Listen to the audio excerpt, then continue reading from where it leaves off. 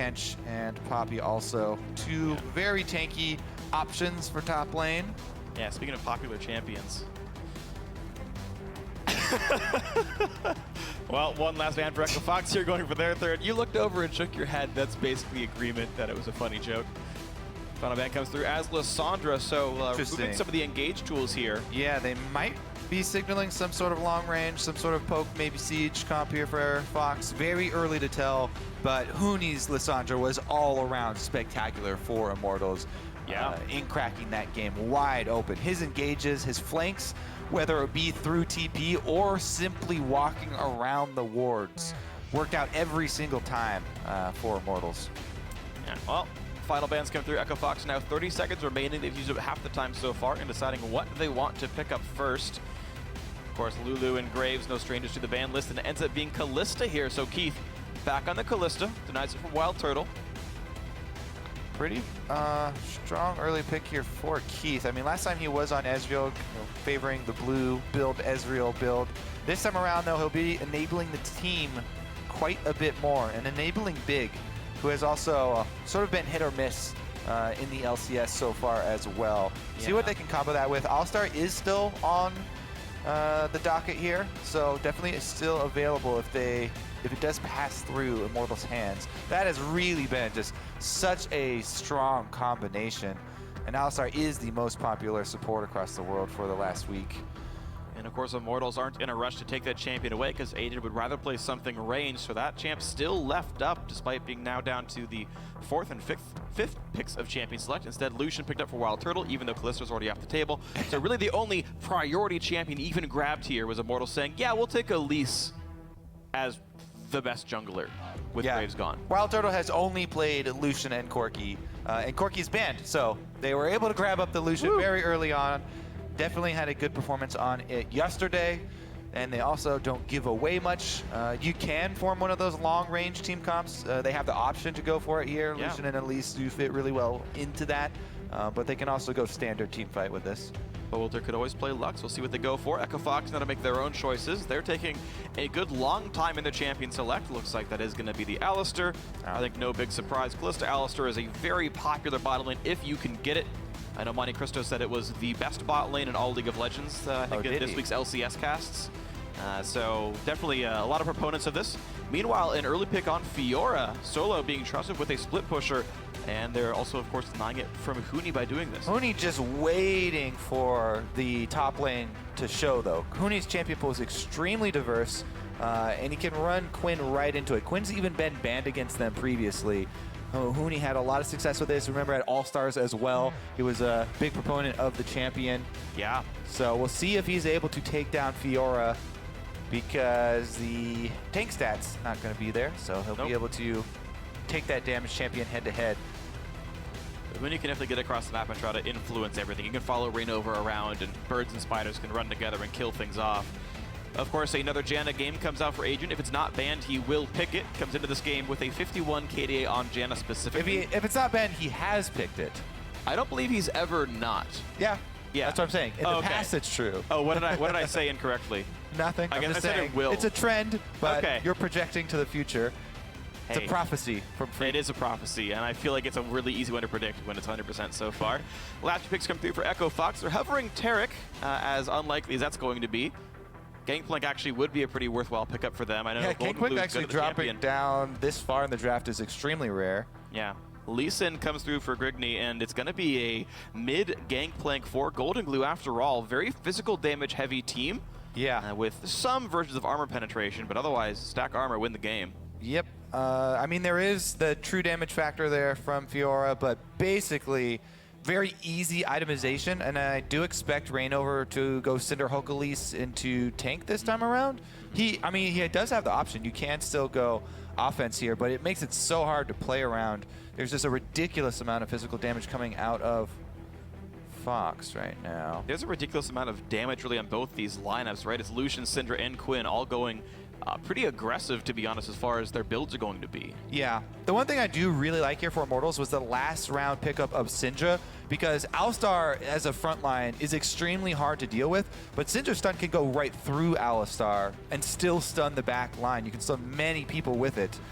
So Pobelter can still set up kills for the extra 80 carry damage that they have on their team with Turtle and Huni going in to finish people off, even if Pobelter himself can't get into position. We'll see if they can get around, though, because the Kalista Alistar just brings so much utility to the team fight, and we've seen Gangplank over and over and over again. If you fight that team, you know, especially near brush, it's really easy to set up the barrel chains to follow up on a Kalista Alistar CC. Absolutely, when no one has health, good luck, you know, dealing with all that. So we'll see if that's going to happen in this game. So the question is, can Echo Fox snap Immortals' winning streak? Tweet at LoL Esports with hashtag FOXWin or hashtag IMTWin to let us know who you think is going to win this game. And even though you did see the players swap late, it was actually Jungle Lee Sin and not Jungle Kalista, though it was a bit of a late swap from what I saw. Not Jungle no worries. Kalista? Dang. They swapped like 15 seconds, though, from what I saw on the client. So they're either rule breakers or all is well either way. So on to the earth we go. Game 4 of the night, or afternoon as the case may be, with our faster games. Very curious as to Reignover's jungle start here, because he has had such a big impact in the early game here for Immortals in North America. Every single game, I believe he has been a part of the First Blood. And by been a part of, I mean got it for his team. You can just be killed first. I know. That's why that's why I specified. You don't always want your jungler to be a part of the First Blood if they're the ones receiving. Huni pushing in. Ooh, gets damage on a solo. So I think one of the big cruxes of the top lane matchup, and this may be obvious to many of you, is if you can riposte the vault from Huni, because it is a stun effect, so it will make riposte stun back. And Huni will go exactly one direction back, so you can guaranteed land the stun afterwards. And if Solo has the reflexes or the predictive skills to see when Vault's coming in, he's going to wreck Huni in a fight. That's why I really like watching the Fiora matchups, is because it does become a bit of a mind game. And a lot of times, you know, especially Quinn, you have multiple options. You can try and go for the blind first, but the blind is a skill set as well and a projectile, so he can have that reactive riposte. But if you go for the vault, then you're really committing to it, and you will get stunned by the riposte. But it makes for a really easy follow-up of your following blind. So it's very high risk, a bit higher of a reward. And we'll see how that ends up playing out. All right, I play Udyr a lot currently, and whenever I play a Fiora, you bear stance and you run straight at them, but you don't auto-attack them, because every time when you get into auto-attack range, they will riposte, and you just wait there for the riposte to end, and then slap them. Yep. Auditory cues or not, there's no one that can react to a melee range bear stance stun properly. So you have to guess. Very rarely do people run up to you and do nothing. So. That's true. Oh, there another trade right in. And he crucially goes in before level 2 is hit by Solo, so he had no way of posting away. So Huni, winning the harass game, you're going to see pretty much all these caster minions getting denied by the fact that there's no good way for Solo to fight them. Yeah, you can queue up your riposte as you're queuing in there as Fiora, so when he has the ability. Reignover looking in. Red buff on lands, the auto attack for the slow just hits Golden Glue in the back of the head. They chain stun him, and wow, he's already dead! He's already dead! Pobelter getting first blood before 3 minutes, and Reignover keeps the streak alive. Yep. Talking about going all in there, level 2 there. He had not been able to learn the remove scurvy. Now he learned barrels. Solo dodges the blind, but only gets a slow back for it. And we'll see how the mind game progresses, whether Huni changes up the play pattern. That is almost always what you have to do against Fiora, because they will catch on. True. But Golden Glue going down for that first blood. Reignover keeps his streak alive, and he actually did it optimally this time. Bjergsen was the one to receive the first blood cash. You know what happens when Bjergsen gets fed in a game. Or excuse me, Pobelter. Whoa! I'm living in the past, freak. Did you know? Kobe doesn't know who mid laners are. You were just waiting to call me out on before I realized. No, I was going to let you go. I figured you'd get there. The Syndra. Some characters you just associate with players. Bjergsen's been playing Syndra for so long and having so many good games on it that I had a problem there. Yeah, but every time I see someone miss smite, I just assume it's Kobe. There you go. There's been an evolution to that one, though. Yeah. That's true. I was actually pretty happy Saint was able to take that mantle from me. But some old school people like Freak will remember. The days of my miss-mites. I mean, I cast Kobe winning a tournament, so I mean, I can't really hate too much. That was this one of was the a long same where time I ago. missed that Baron. That's okay. You guys won the tournament. Well, Huni, let's keep tracking on Yeah, of course, of Rainover, course. actually, because right now he's heading top lane. And Ooh. Huni Well, definitely likes to... This is well timed though, because Huni's managed to push the lane in to now that it's pushing back towards him, and Solo can't stop this. It will push in towards the turret, so Solo either no longer gets golden experience or he gets ganked by Rainover. And the normal pattern here for Solo would be to go ward that river that Rainover is in. Being Elise, he can land this cocoon fairly easily. Grigney shows in Yeah. lane. Very smart, and I assume that's a combination of Solo calling and Grigney understanding how the lane mechanics work. It's like, I need you here. But first of all, a fight in the bot lane, and Adrian headbutted, pulverized, knocked into the team. There are some red stacks on, plenty of damage dealt, but Adrian will stay alive in this one. Still a pretty beefy trade, and the team with Alistair likes getting low because they'll just heal. Janna cannot heal. That's why they're chugging potions. Big going in for the re-engage here. Waiting for the shield to drop off. Can't wait long enough. Not the best rend. Doesn't rend any health, only shield. Rainover coming back. Solo still has all summoners, but really in no danger at all. So Rainover says, all right, back to the river I go. But he's still not covered by wards, so like Solo, at this point... Yeah, exactly. Solo has to still be so scared that Rainover could be there. Like I said, he can't even go ward that bush against Elise because she'll throw the cocoon out. Headbutt pulverized. Wild Turtle gets hit up, but the Pierce actually misses from Keith. He missed the Q. About 100 damage lost for that one, but even still, it's Immortals being pushed back in this bot lane. Yeah, Keith and Big. Gaining control, and you know the reason they're going so aggressive like this and constantly engaging and trying to hard engage on this gen is because they've seen Rainover top over and over and over. He keeps showing. Solo has been pressing out and still getting experience here. He's relying on his flash cooldown. He's saying, you know what? If Rainover's going to come, then I'll have to blow my flash, but at least I'll live. Pavelter does not dodge the spell. This is pretty dangerous. Grigney comes in, didn't get stunned though. Pavelter doesn't even burn the flash to stay alive. There's the Rainover kill, and Golden Glue can't get into Pavelter. He just saved the cooldown. Now Golden Glue in a bit of danger. He already got ulted. Barrel exposed to the come across. There's the Q. He heals up, but he can't get it. Oh, what a heartbreak. Belter! Oh man, that was so risky to go ward that brush for Gangplank there and try and keep vision on him, waiting for Rainover to come pick up the kill. And he almost cost him there, getting too close and getting into the barrel range. But man, he must have had single-digit health. All right, let's take another leg. So Pavelter, yeah, as you said, unable to dodge the Q, but Rainover comes in to save the day. Flash cocoon on the pink ward brush. Pavelter does end up flashing away to get away from Gangplank, as you know. And then here, he places the ward, and the ward actually does see the barrel in the bush, but it's a little bit too late for him.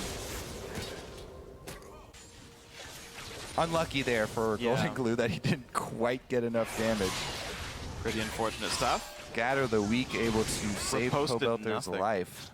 Yeah, really, really close. But it means 3-0 already for Immortals. Not only is it 3-0, but because of the camp top here from Rainover, Huni has been able to shove Solo off the creep wave and keep him off the creep wave for the entirety of the last 4 minutes of the game. Huge CS lead there, which is basically another kill and a half. Yeah. For Immortals due to CS for Huni. The game is getting really tough for Echo Fox already. We're not even 9 minutes into the game yet. Grigney pushed off the blue buff that he wanted to give to Golden Glue. Can't do that one anymore. Rainover checks for a pink ward and Tribrush. Doesn't see it. But he does not look to be diving just yet. He's tracked by the Wolf Spirit, though, so Solo knows what's up. And, yeah, even with all this camp top, I mean, they've gotten such a lead for Huni already that the 2v2 goes in Immortals' favor. Here comes Grigney. Big chunk of damage. Ult comes across onto the Elise, but then has to stop down because look at this. It's not enough damage. He pushes it, tries to get the triggers, and can't heal enough. Rainover bought so much time with Repel. As I said, the 2v2 goes in Immortals' favor, even with the added global ultimate there from Golden Glue in the mid lane. So now Golden Glue even loses more pressure mid lane. Pavelter gets to shove him in further and increase his CS lead. CS leads all across the top side of the map for Immortals. Because Rainover's been up there the entire time. And Grigney unable to answer. Meanwhile, down bottom, they're left to their own devices. A really big fight. Adrian unfortunately pushes Keith out of the culling, but heals Wild Turtle back up to full. Yeah, and definitely net gain there. Yeah. Immortals just crush the health bars either way. Rain over. All right. Hey, so Freak, are you with me in my recent campaign of Herald for Junglers? Herald for Junglers. Are you with me or against me? I'm with you. Okay, good. I vote Jungle 2016 for Herald. Thank you. I've been campaigning for 2 days now. Because I think you're late to the party there. I think the ballots were already put in. No, there have been so many people criticizing teams for giving it to junglers. Sorry, there will be no Kobe rant today. I did it yesterday. It's okay. I will spare you from this one. Huni up top, going aggressive, gets a good chunk. And yes, that is the power of Quinn. Can easily insta-clear the wave as well. Yeah, that's one. It's what her total attack damage to everything, and then the Q, of course, has plenty of damage on it as well. So yeah, this top lane is getting crushed. The bot lane is still very close. Like you saw one good trade by Immortals down there, but then it's still +9 for Echo Fox down here. Keith and Big, which as much as Echo Fox have a lot of subs on the roster, this is the intended duo lane, and they are, by all rights, winning against the Immortals duo. Not that you pick Lucian Jenna for the laning phase specifically, but hey, a win's a win. Now the flash pulverized headbutt him back toward the turret. Exhaust using Grigney crucially misses the Q. I mean, yeah, if he hits that Q, then he goes in and gets cocooned, I believe, by Rain over there. So maybe sometimes it's for the best if you don't hit it. It's crucial for him to miss that. Yep. Bit of wave clear, Golden Glue. No use out of the barrel, but Walter knocks that one down anyway. It's more Gets another CS there for the scoreboard for himself. It's 29. Count it. Rain over continuing to counter jungle as well. Just really, Immortals can't be stopped, even when Echo Fox go for the big plays, as the case is in this example. Still, nothing just gets done. Rainover's in the right spot. Adrian saves the day every single time. Yeah, it feels like Rainover is just completely outclassed Grigney this game. Plus, the fact that they've got a strong laner up the there. proper riposte. But of course, Huni did no damage thanks to riposte. We didn't pull turret aggro, and walks away with a stun. I mean, I'm pretty sure. I mean, he wasn't going to die. Solo's glad with living. Yeah. So yes. But I actually didn't realize that if you just air quotes fail the vault, you're just like, okay, I'll just walk away. And the turret never pulls aggro. Yeah. No risk. Yep. Oh, plus 50 CS in this top lane. This is ridiculous. There we go. Turret goes down already. 2 have already been picked up, by the way. Mid lane has already dropped, if I believe correctly, and top lane has gotten killed thanks to the camp. It's also shoving towards Immortals' side of the map, so Huni can just teleport back or even fly back with the ultimate and get there almost in time. Save the teleport for a play down bottom. Solo's still going to have a really hard time scraping together any sort of CS here. Huni is opting just to fly back. Yep. And that will at least let Solo get a couple of CS. Yeah, who needs teleport when you can just take a bird all the way over? Going to be just fine. Yomu's Ghostblade done against the half-hearted Sterix into trying to get a Titanic Hydra from Solo. Solo might be dead here. I feel like Huni's going to all in. Yomu's pop gets the knockback, and now Solo has to guess, when would I even press riposte? But Huni does not chase through minion wave. I think very smart to just be a little bit relaxed here. No one is on his side of the map at all. Yeah. And Echo Fox there are 4 people of Echo Fox coming up to his side. Yeah, that would be unlucky for him. So can they make this one work? Big is off in the wings. Keith can throw him in. How well can Solo bait this? Yeah, he's like, come on. You know you want to jump on this. Look, I burned my Q. I mean, it's also due to the communication of the rest of the Immortals team. Hey, everybody has left lane except for Golden Glue, so don't go aggressive. Yeah, Rainover Solo's Dragon. No risk on him at all. While Turtle's still alone in the bot lane, they can knock that turret down without any problems. There's no one is there to defend this turret unless Solo TPs. And that really is the key to that playstyle of an aggressive top laner, is knowing when to temper your aggression. Up here, they've sent Adrian to try and stall and allow Rainover to come down, but it's going to be too little, too late. Yeah. The turret does go down. It will be a trade. You know, Turtle should be able to... They don't even get to. Golden Glue does clear the wave with an ult, so they're going to have to wait for another wave. They might be able to do that, though. Looks like it's going to be pretty easy. That's going to be an entire wave crashing into that turret. Top lane outer does go down, so perfect game averted. I'm still sad about the mid lane name mess up. It's okay. It's haunting me, Frank. No, it's fine. No, Hanser is on TSM as well. Good one. Nice connection. Yeah, I got you. Pobelter has been able to shove down this mid lane, though. So Wild Turtle was going to claim the last outer for Immortals, and they will begin to close the loop here on Fox, invading the jungle, setting up their vision. It just looks to be another now classic Immortals game. Yeah. Where they dominate the early game and then steamroll through mid as they take the full outer line of turrets, set up vision in the jungle, and begin to counter jungle. Really quite solid here, and the question is now, you know, if you're just looking at this from a sort of academic standpoint, okay, how does Immortals continue to snowball a game? Because their engage isn't amazing. You can get picks of Cocoon and Syndra QE. Of course, there's tools there, but you know, roaming as Janna is not the most aggressive thing in the world. What they do, they have so much range. Like, this is literally a full range comp. Yeah. That I was talking about earlier in the day on the analyst test, some of my favorite. You can siege up. It's all about the focus fire and landing the CC, the range CC that they do have. And you can see he beats the riposte, then goes for the vault afterwards, drops Solo to half HP in a single combo. Really has no risks here at all. Golden Glue, Rainover, trading damage on wards, though Rainover wins that trade by a significant margin. Yeah. The good thing for Fox, though, the one thing they do have going for them is that Gangplank wave clear. If Immortals do group up and try and siege down, you know, make use of the Syndra stun long range as well as a Cocoon spam from Rainover, try and catch somebody. Golden Glue can try and clear with barrels. Now big drop to 1/4, has to pop his ulti to stay alive. Rainover doing plenty of damage, harassing people out. As Solo continues to wave clear as best he can. Yeah. Going for, again, a slightly tankier Fiora build, going for the Sterix gauge, not Sterix, sorry, the Titanic Hydra off of the Jarum's Fist. Yeah, Titanic Hydra into Cleaver has been extremely popular, and then after that is done, once they get third item, transferring your Hydra into a... Rainover spots Keith, nearly one-shots and backs out, doesn't want to get pulverized. And there's there's Flash, too!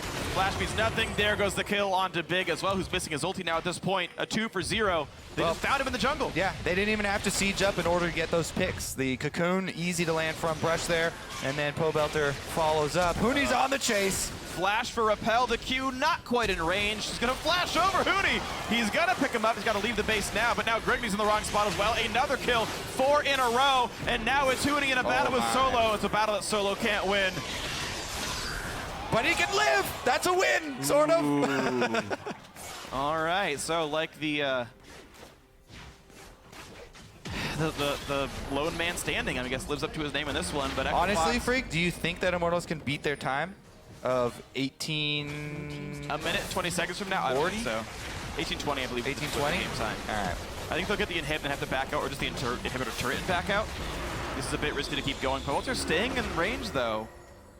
I just don't think there's much to really get at this point. And the Immortals are going to back out. I was considering doing Star Wars spoilers, and then I realized that it's probably still too soon for that.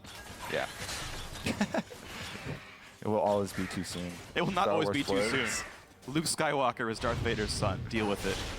Oh, I wasn't ready.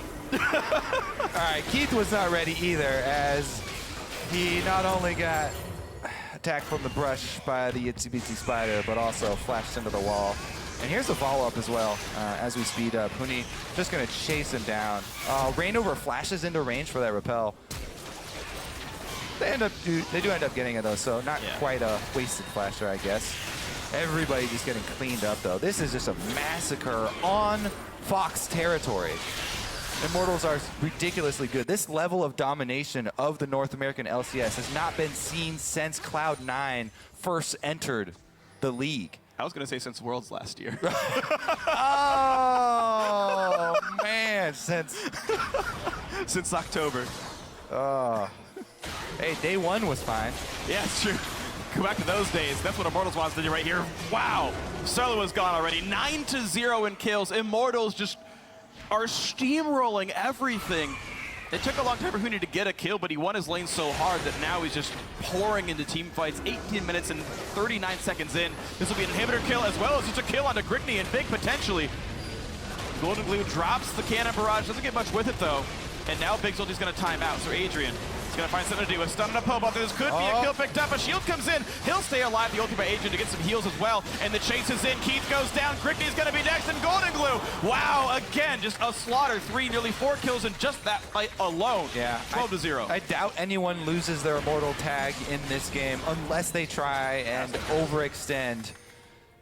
Well, Well, they're going to try and get in a sub 20-minute win here. Maybe somebody goes down in this. They might. Here comes Nexus turret number 1 at 19-18 into the game. Turret number 2 on fire as well. Solo wants to do some damage, but it might not be enough. Yeah. Onto the Nexus already. This could be a sub 20-minute victory. They kick back 1. Now Hootie in the front lines. Can they keep the team alive? The chain stun comes through, and Adrian halves his KDA before the Nexus goes down. 13-1 as Immortals win the game. It would be Adrian. Oh no. He had a 57 Jana KDA. Yep. It's down to 28.5. Wow. And Walter only got 1 kill, by the way, so I was well off there. But Immortals in 1938